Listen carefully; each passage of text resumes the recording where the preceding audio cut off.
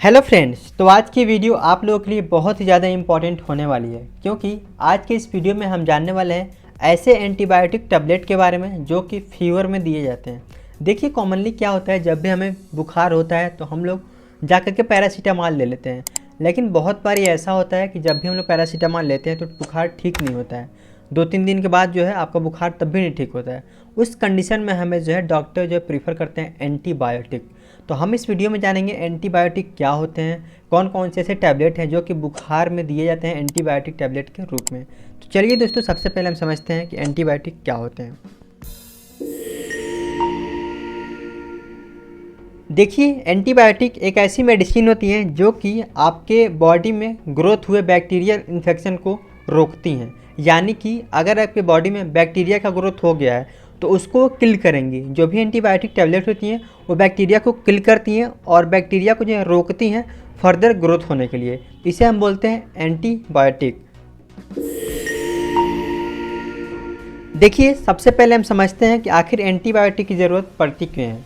तो सबसे पहले आपको ये जानना होगा कि जो भी हम लोग कॉमनली फीवर में मेडिसिन लेते हैं तो हम लोग लेते हैं पैरासीटामॉल, जो कि मार्केट में काफ़ी प्रचलित है कॉलपॉल के नाम से और डोलो के नाम से।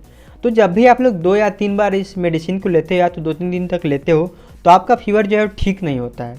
उस कंडीशन में होता क्या है, आपके जो है बॉडी में बैक्टीरियल ग्रोथ हो गए रहते हैं, तो वो केवल और केवल पैरासीटामॉल से ठीक नहीं हो पाते हैं। तो उस कंडीशन में डॉक्टर आपको प्रीफर करते हैं एंटीबायोटिक देने के लिए, यानी कि एक ऐसा टैबलेट देने के लिए आपको दिया जाता है जो कि आपके बॉडी में अगर बैक्टीरिया जो है उत्पन्न हुआ है उसको वो किल कर दे, और जब बैक्टीरिया को किल कर देगा तो इससे आपका बुखार जो है ठीक हो जाएगा। तो चलिए अब हम डिस्कस करते हैं कुछ ऐसे एंटीबायोटिक के बारे में जो कि आपको बुखार में ज़्यादातर दिए जाते हैं।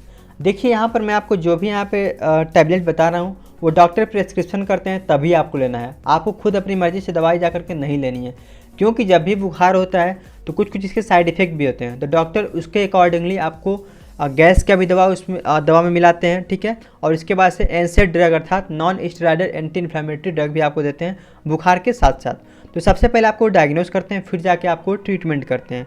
यहाँ पर जो मैं आपको दवाई बता रहा हूँ वो आपको केवल और केवल इन्फॉर्मेशन के लिए है। तो देखिए, सबसे पहला जो एंटीबायोटिक होता है जो कि बुखार में दिया जाता है वो आता है सेफिक्सिम के नाम। देखो सेफिक्सिम क्या है, एक साल्ट नेम है और ब्रांड नेम आपको काफ़ी ज़्यादा जो है मार्केट में मिल जाता है, जिसमें सबसे ज़्यादा प्रचलित ब्रांड नेम है वो है महासेफ 200 mg। अब देखिए मेरा महासेफ यहाँ लेने का रीज़न क्या है। देखिए कई सारे जो दवाएं होती हैं वो ब्रांडेड होती हैं और कोई सारी दवाएं जो होती हैं वो ब्रांडेड नहीं होती हैं, ठीक है। तो हम लोग जनरली प्रीफर करते हैं जो भी हम लोग एंटीबायोटिक ले रहे हैं तो हम ब्रांडेड कंपनी के लिए। इस कैटेगरी में जो सबसे अच्छी जो दवा आती है वो आती है महासेफ, और एक और दवा आती है वो आती है जीफी 200 mg के नाम से, ठीक है। इन दोनों में सेमी सॉल्ट होता है सेफिक्सिम, तो आप लोग इसको जो है प्रीफर कर सकते हो। अब देखिए इस दवा को आप लोग सिंगल लोगे तो कभी भी सूट नहीं करेगा, आपको इसको एनसेड ड्रग अर्थात non steroidal anti inflammatory drug के साथ लेना होता है। अगर हम इसके डोज की बात करें कि कितना लेना होता है, तो देखो आपके डॉक्टर जो प्रीफर करते हैं वो एक टैबलेट दिन में 2 बार लेना होता है, एक सुबह ले लिए और एक शाम को यानी कि सोते वक्त ले लिए। तो 2 टैबलेट इसको दिन भर में लेना होता है। अब हम नेक्स्ट टैबलेट की बात करते हैं, वो आता है सिफोडेक्सिम।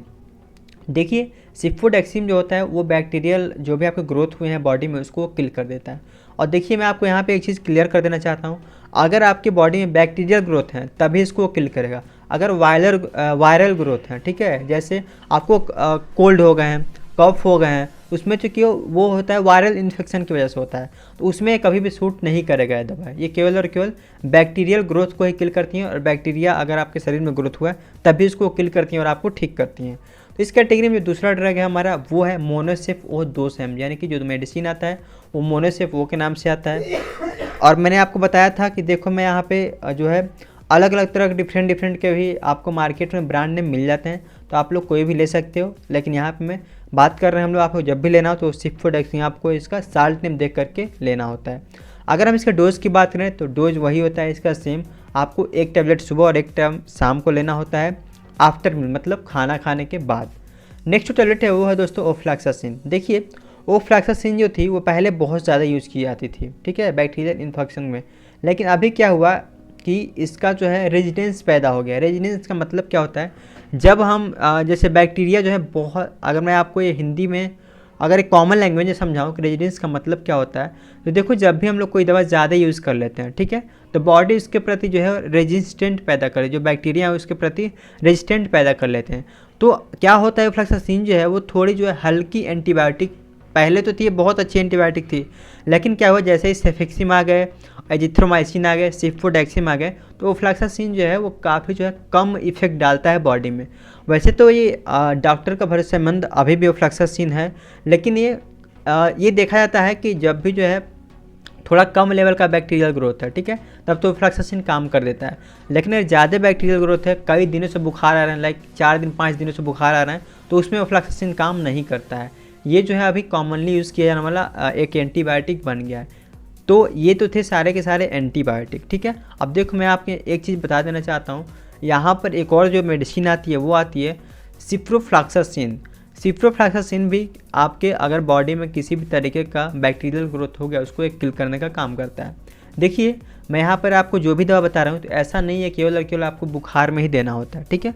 जनरली ये बुखार में यूज़ किया जाता है, लेकिन अगर आपके बॉडी में अगर किसी और तरीके का बैक्टीरिया जो है उत्पन्न हो गया और उसकी वजह से कोई आपको प्रॉब्लम है, तो डॉक्टर आपको ये सारे के सारे एंटीबायोटिक जो प्रीफर करते हैं।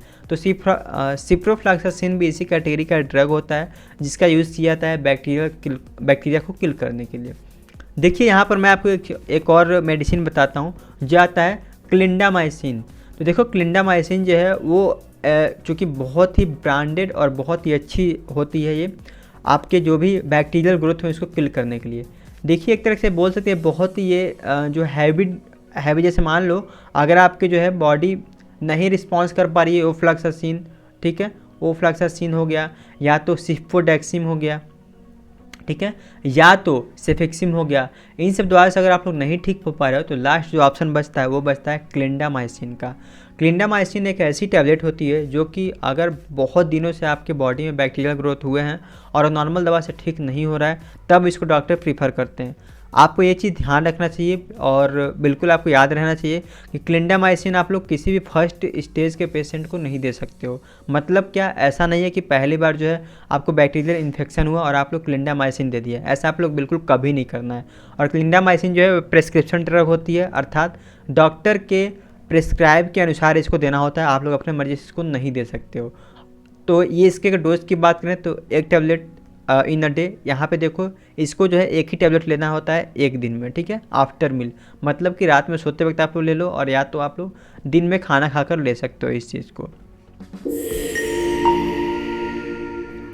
देखिए यहाँ पर मैंने आपको जो भी एंटीबायोटिक्स बताएं, तो जो भी एंटीबायोटिक्स होती हैं वो कुछ ना कुछ जो है साइड इफ़ेक्ट कॉज करती हैं बॉडी में। तो जब भी आप लोग मेडिसिन लेते हो तो कुछ कुछ हल्के हल्के आपको साइड इफ़ेक्ट देखने को मिल सकते हैं। किस तरीके के साइड इफ़ेक्ट? पहला जो साइड इफ़ेक्ट होता है वो होता है डायरिया, अर्थात लूज मोशन की समस्या आपको देखने को मिल सकती है। अगर आप लोग लगातार जो है एंटीबायोटिक को ले रहे हो तो आप लोग को लूज मोशन हो सकता है। दूसरा जो साइड इफ़ेक्ट देखने को मिलता है वो देखने को मिलता है नोज़िया, अर्थात नोज़िया और वोमिटिंग की समस्या हो सकती है। जब भी आप लोग लगातार जो है ले रहे हो मेडिसिन को तो वहाँ पे आपको नोज़िया, वोमिटिंग, जी मिचलाने इत्यादि इन सब की समस्याएं जो है वो कॉमन देखने को मिल सकती हैं। इसके साथ साथ बॉडी में आपके रेसेस पड़ जाते हैं, जैसे आप लोग देखते हो जिसको हम एलर्जी बोलते हैं। तो अगर रेसेस पड़ जा रहे हैं आपकी बॉडी में और किसी जो है मेडिसिन की वजह से पड़ रहे हैं तो आप लोग उसको तुरंत जा करके और डॉक्टर से ज़रूर कंसल्ट करना चाहिए। अपने आप से कोई भी देखो आप लोग दवा नहीं करना चाहिए। तो ये सारे के सारे थे जो कि मैंने आपको बताया कि कौन कौन से ऐसे एंटीबायोटिक्स होते हैं जो कि फीवर में ज़्यादातर यूज़ किए जाते हैं। आई होप कि आपको ये वीडियो अच्छा लगा होगा। वीडियो अच्छा लगा हो तो चैनल को ज़रूर सब्सक्राइब कीजिएगा और कमेंट बॉक्स में ज़रूर बताइएगा आपको ये वीडियो कैसा लगा। तो चलिए मिलेंगे ऐसी एक शानदार और इन्फॉर्मेटिव वीडियो में, तब तक के लिए बाय बाय, टेक केयर।